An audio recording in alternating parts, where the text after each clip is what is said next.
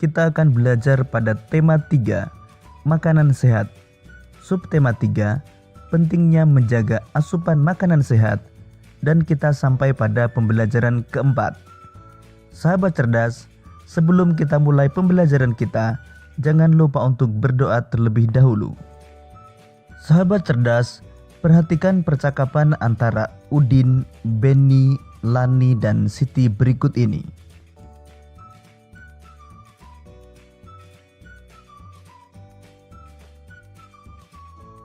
Aku tidak menyangka ternyata teman-teman kita memiliki beraneka ragam keterampilan yang luar biasa. Betul Din, ada yang menulis bahwa ia mahir bermain gitar. Ada yang terampil bermain drum, ada pula yang merdu suaranya. Wah, mereka bisa membentuk sebuah band sekolah, Din.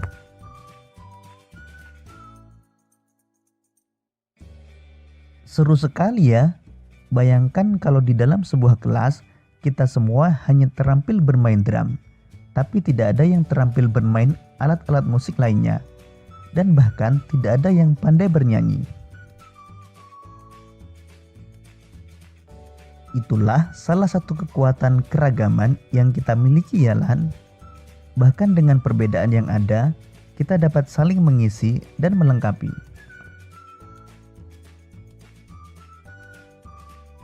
Sahabat cerdas, demikian tadi percakapan antara Udin dan teman-temannya tentang beraneka ragam keterampilan yang dimiliki teman sekelasnya. Begitu pula dengan para petani yang beraneka ragam keahliannya. Ada yang memiliki sawah, kebun singkong, kebun jagung, dan lain-lain. Pada pembahasan sebelumnya, para petani yang memanfaatkan sistem irigasi bernaung dalam satu wadah organisasi agar mereka dapat saling membantu satu sama lain. Sahabat cerdas, apa ya jadinya jika tidak ada kerukunan antar para petani tersebut?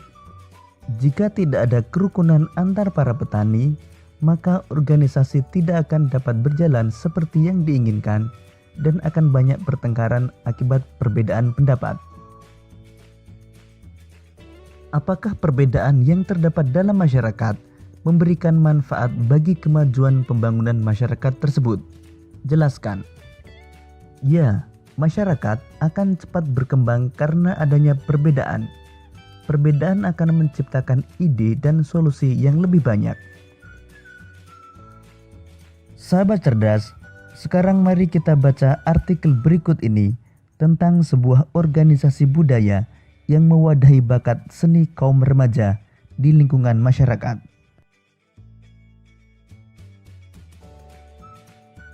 Sanggar Tari, wadah para penari tradisional.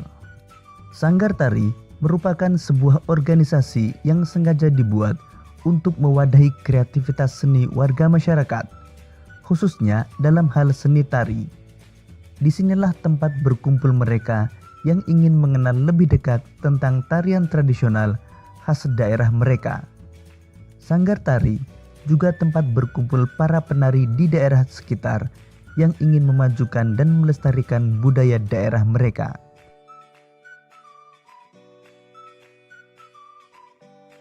Salah satu sanggar tari yang aktif dalam melestarikan tarian tradisional daerah mereka adalah Sanggar Tari Kambang Tigarun dari Kalimantan Selatan. Sanggar tari ini memiliki misi menumbuhkan dan memupuk cinta budaya Nusantara, khususnya daerah Kalimantan Selatan, sehingga tetap lestari. Sanggar tari ini juga menciptakan berbagai kegiatan seni di lingkungan sendiri yang kelak dapat maju hingga ke jenjang internasional, sehingga dapat mengharumkan nama bangsa.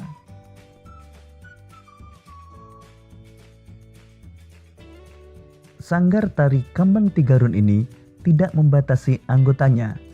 Semua dapat menjadi anggota, baik itu mereka yang baru masuk ke dunia seni tari ataupun mereka yang memang sudah lama berkecimpung di dunia tari.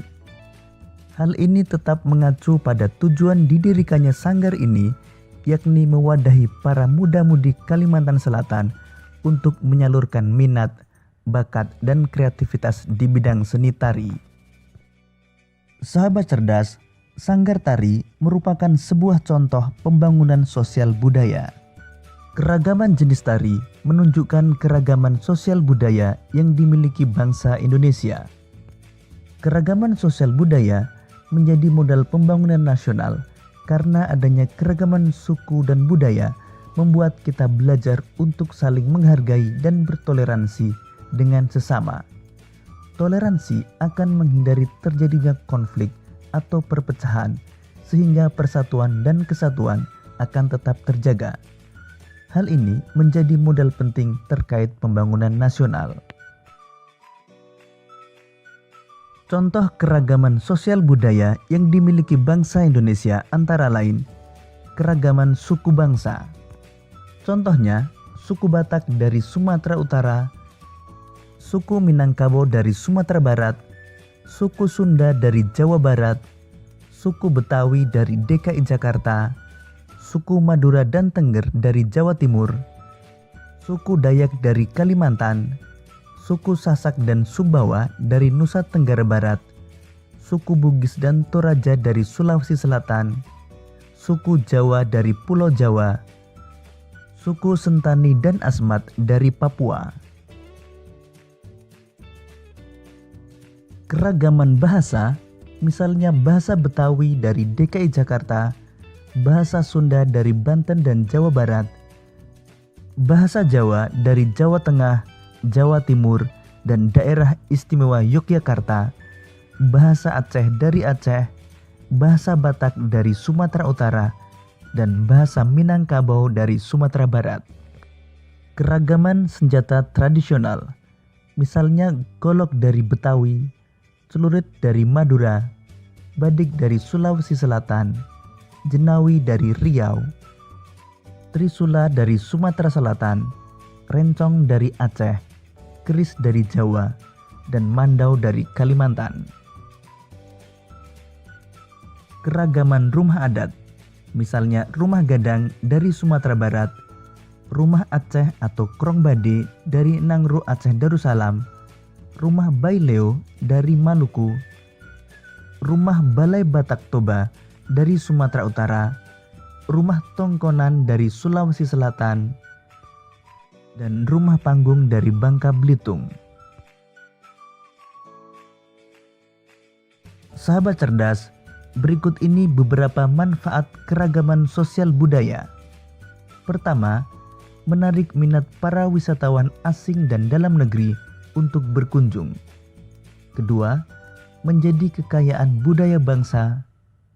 Ketiga, mempererat rasa persatuan dan kesatuan. Keempat, memperluas wawasan masyarakat tentang keanekaragaman sosial budaya. Dan yang kelima, menjadi ciri khas bangsa Indonesia di mata negara-negara lain.